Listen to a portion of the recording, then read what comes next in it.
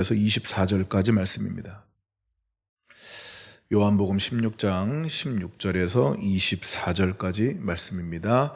한 목소리로 합독하겠습니다. 조금 있으면 너희가 나를 보지 못하겠고 또 조금 있으면 나를 보리라 하시니 제자 중에서 서로 말하되 우리에게 말씀하신 바 조금 있으면 나를 보지 못하겠고 또 조금 있으면 나를 보리라 하시며 또 내가 아버지께로 감이라 하신 것이 무슨 말씀이냐 하고 또 말하되 조금 있으면이라 하신 말씀이 무슨 말씀이냐 무엇을 말씀하시는지 알지 못하노라 하거늘 예수께서 그 묻고자 함을 아시고 이르시되 내 말이 조금 있으면 나를 보지 못하겠고 또 조금 있으면 나를 보리라 하므로 서로 문의하느냐 내가 진실로 진실로 너희에게 이르노니 너희는 곡하고 애통하겠으나 세상은 기뻐하리라 너희는 근심하겠으나 너희 근심이 도리어 기쁨이 되리라.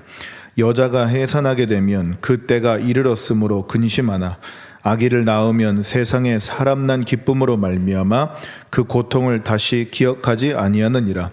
지금은 너희가 근심하나 내가 다시 너희를 보리니 너희 마음이 기쁠 것이요 너희 기쁨을 빼앗을 자가 없으리라.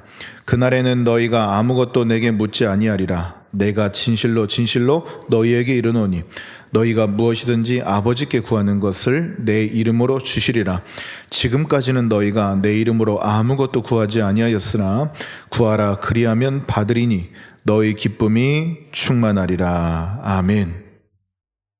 예수님이 제자들에게 내가 조금 있으면 너희들에게 보이지 않을 거다. 이 말씀하시는 건 우리가 다 알고 있듯이 예수께서 곧 십자가에 못 박혀 돌아가실 것이기 때문에 이것을 말씀하시는 것이죠. 그리고 또 조금 있으면 나를 보리라. 이 말은 우리가 다 알고 있듯이 돌아가신 지 3일 만에 예수께서 부활하셔서 40일 동안 형제들과 성도들한테 보이실 것을 말씀하신 것이라는 걸 우리는 지금 다 알고 있습니다. 그런데 이 당시를 살고 있던 제자들, 더군다나 예수님과 항상 함께 있었던 이 제자들에게는 예수님의 이 말씀, 내가 곧 너희들이 보지 못하게 될 거다. 이 말은 이 사람들에게 정체성을 부인당하는 말과 똑같습니다.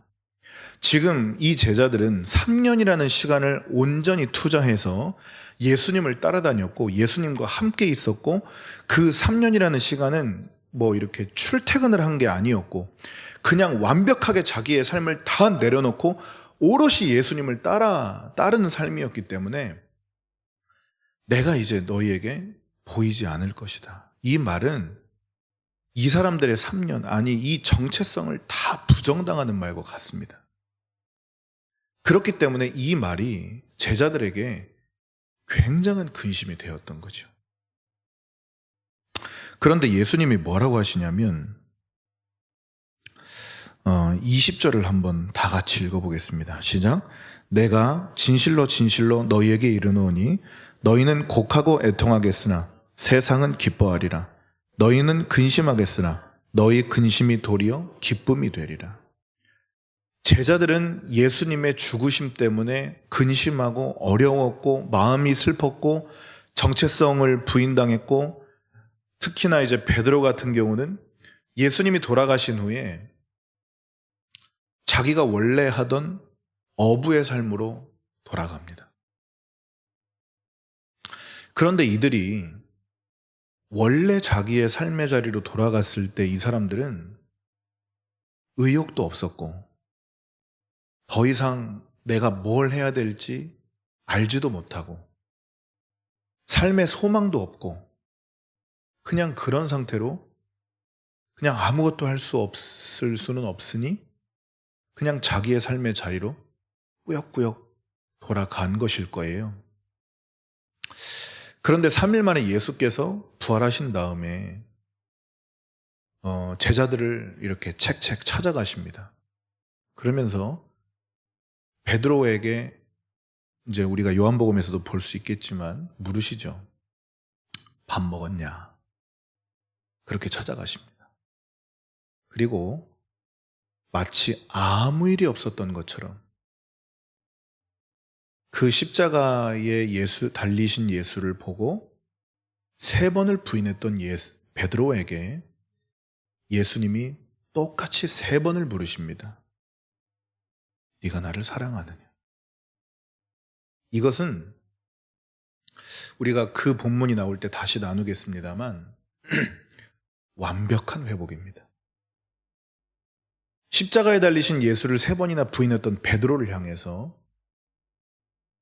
내가 이제 부활했는데 너 나 사랑하니? 이렇게 3번을 물으셨던 건 부인했던 베드로의 과거에 대한 완벽한 청산이었습니다. 그리고 그 예수님의 물음에 내가 주님을 사랑하는지는 주님이 아시지 않습니까? 그 대답으로 인해 그 대답과 함께 베드로는 이제는 더 이상 과거로 돌아가지 않는 인생을 사는 완벽한 예수 그리스도의 증인의 삶을 살기 시작합니다. 그러니까 이 제자들의 근심, 그리고 제자들의 슬픔, 이 슬픔을 예수님이 이제 3일 만에 완벽하게 기쁨으로 바꾸실 텐데, 이 기쁨은 어떤 기쁨이냐면 이제는 다시 근심으로 돌아가지 않는, 슬픔으로 돌아가지 않는, 염려로 돌아가지 않는 완벽한 기쁨으로의 전환입니다. 우리가 아기 예수의 탄생을 기뻐하고 또 부활절날 우리가 기뻐하는 이유는 우리에겐 더 이상 예수의 십자가와 죽으심이 나에게는 더 이상 슬픔과 애통과 근심과 멍해가 아니라는 것에 대한 선포입니다. 예수께서 죽으셨어요. 나의 죄 때문에 죽으셨죠. 그러나 그 죄 때문에 죽으신 것을 뛰어넘어서 예수께서 부활하시고 다시 우리에게 생명을 주셨다는 그 기쁨이 이전의 슬픔, 이전에 느끼던 애통, 이전에 느끼던 근심, 이전에 우리가 가지고 있었던 그 예수 십자가의 아픔에 대한 그 아픔과는 비교할 수 없을 정도로의 완벽한 기쁨이며 완벽한 그 회복이며 완벽한 그 원상복귀에 대한, 이제는 더 이상 슬픔과 고통과 아픔으로 돌아가지 않을 것이라고 하는 예수 그리스도의 부활이 우리에겐 정말로 생명과도 같은 것이기 때문입니다. 그래서 성도는 오늘도 슬프지만 슬프지 않을 수 있어야 됩니다. 근심이지만 근심이지 않을 수 있어야 됩니다. 아픔이지만 아픔이지 않을 수 있어야 됩니다. 왜요? 예수께서 부활하셨거든요. 우리가 부흥회를 통해서도 들었지만 성도는 멀리 보니까, 길게 보니까 견뎌낼 수 있는 겁니다. 지금 당장 눈앞에 있는 슬픔과 아픔을 마주할 때 우리는 흔들리죠. 어려워지죠. 또 마음이 무너지죠. 슬프죠. 그럼에도 불구하고 우리가 고꾸라지고 자빠라지고 슬퍼하고 눈물 흘리고 아파하지만, 그럼에도 불구하고 우리가 그 아픔을 딛고 슬픔을 딛고 고난을 딛고 일어날 수 있는 이유는, 또 힘을 내서 두 주먹을 불끈 쥘 수 있는 이유는 이것이 그냥 내가 어쩔 수 없이 살아야 되니까가 아니라 우리의 대장 되신 예수께서 이미 그 싸움에서 승리를 하셨기 때문입니다. 그래서 우리는 오늘도 일어나는 거죠. 내 인력으로 내가 이제는 일어나야 돼서 오늘을 살아내지 않으면 안 돼서 그 버거운 삶으로 살아내는 세상 사람들의 가치관과는 달리 우리의 대장이신 예수께서 이미 승리해 놓으신 그 싸움을 우리는 그냥 묵묵히 그냥 걸어갈 뿐인 겁니다. 그래서 오늘 고꾸라지지만 내일 일어날 수 있는 것이고, 어제 자빠졌지만 오늘 일어날 수 있는 이유는 여기에 있는 것이죠. 지금 예수님이 제자들에게 뭐라고 말씀하십니까? 너희는 근심하겠으나 너희 근심이 도리어 기쁨이 되리라. 이건 복음이 말하고 있는 엄청난 역설입니다. 제자들은 슬펐지요. 아팠지요. 눈물을 흘렸지요. 그러나 그 제자들의 아픔과 슬픔과 눈물 때문에 온 인류는 구원을 얻었습니다. 예수님의 십자가, 물론 우리가 고난 주간을 지날 때마다 예수님이 나 때문에 돌아가셨다는 그 슬픔과 애통이 눈물을 나게 하곤 합니다. 그러나 그 눈물의 무게와 슬픔의 무게와 비교할 수 없을 정도로 예수는 그 기쁨의 부활을 하셨습니다. 그리고 죄와 사망의 권세를 이겨내셨고, 이겨내셨을 뿐만 아니라 우리에게도 그 승리를 선포해 주셨습니다. 그래서 이미 우리는 이긴 사람이에요. 이미 우리는 이긴 사람이에요. 그러므로 마치 승리자가 깃발을 꼽으러 고지로 달려가는 것처럼 우리의 삶은 깃발을 꼽으러 고지를 달려가는 인생에 지나지 않는 것입니다. 우리의 결론은 승리예요. 우리의 결론은 이기는 것이에요. 우리의 결론은 최후 승리고, 우리의 결론은 예수님과 함께 천국잔치에 참여하는 것입니다. 나의 어떠함이 아니라 예수께서 승리해 놓으신 그 싸움의 결론이 그렇다는 것이죠.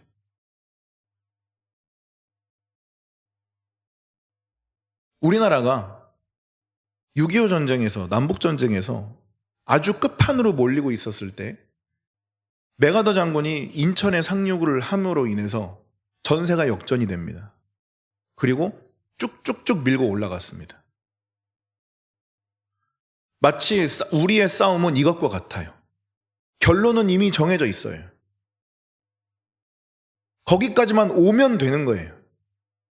거기까지 도착만 하면 승리는 우리의 것으로 끝나는 겁니다. 그런데 가야죠.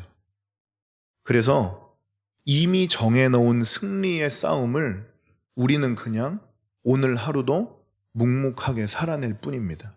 그러나 그 묵묵하게 살아내는 걸음 한 걸음 한 걸음조차 누군가에게는 버거울 것이고, 누군가에게는 아픔일 것이고, 누군가에게는 고통일 것이고, 누군가에게는 근심일 것입니다.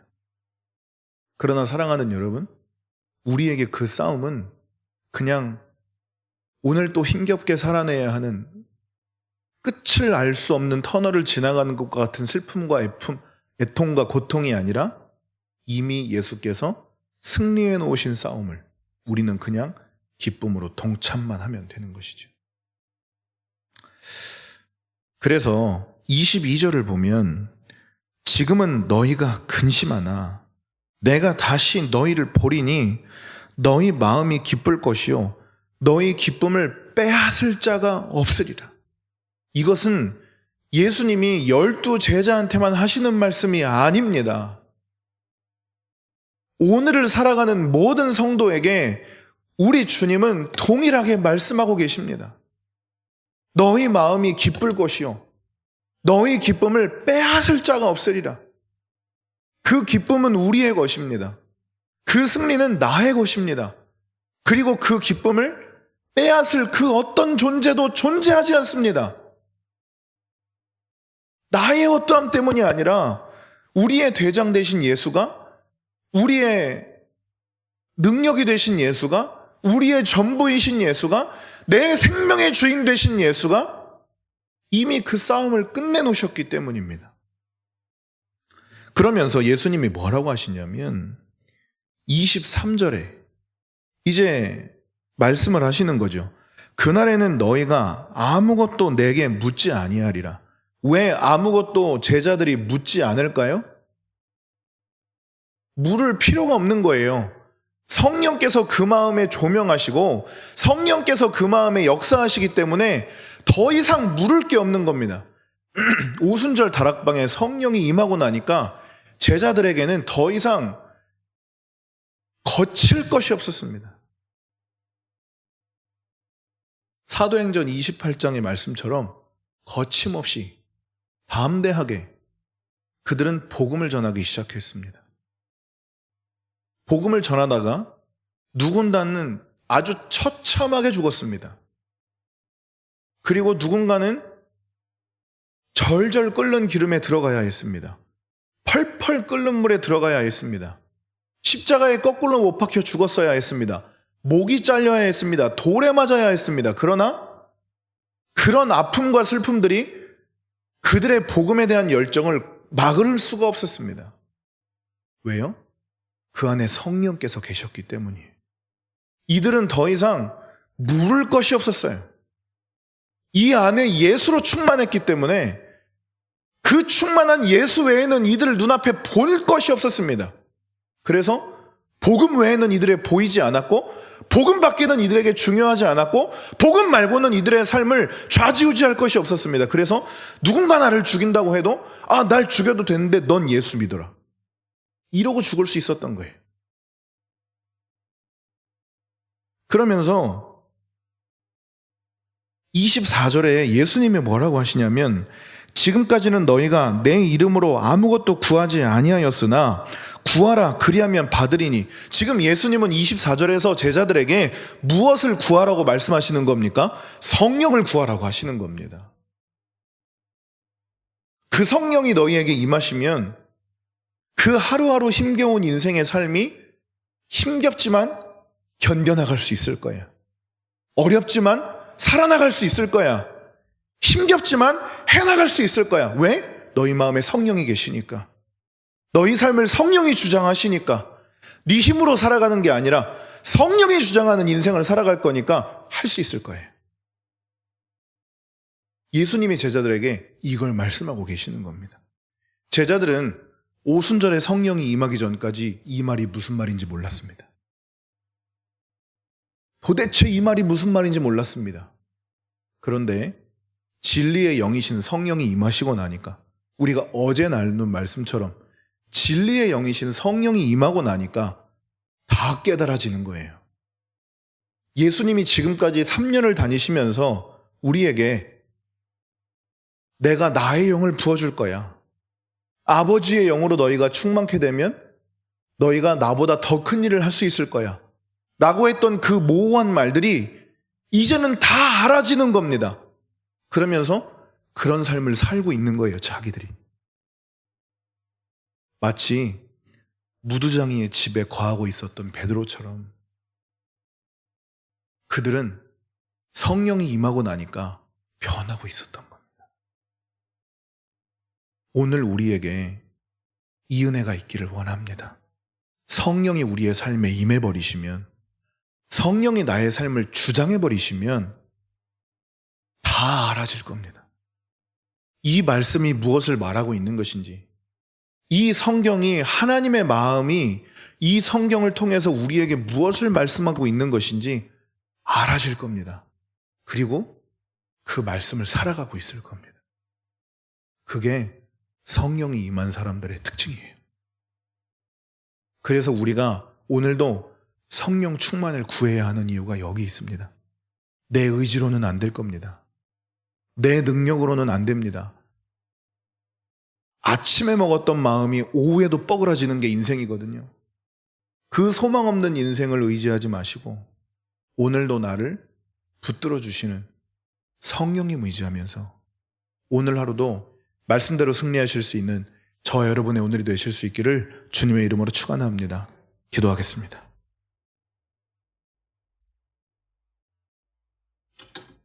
들은 말씀을 기억하면서 아버지, 오늘도 성령 충만하게 하옵소서. 말씀대로 살아갈 은혜를 주시고 말씀으로 살아갈 능력을 주실 성령님을 의지합니다. 오늘도 나에게 말씀해 주시고 진리의 영이신 성령께서 깨닫게 하셔서 하나님의 일을, 예수님의 일을 알게 하시고 오늘 내가 그 말씀을, 복음을 살아내는 복음의 일꾼 되게 해달라고 들은 말씀을 기억하면서 주여 한번 외치고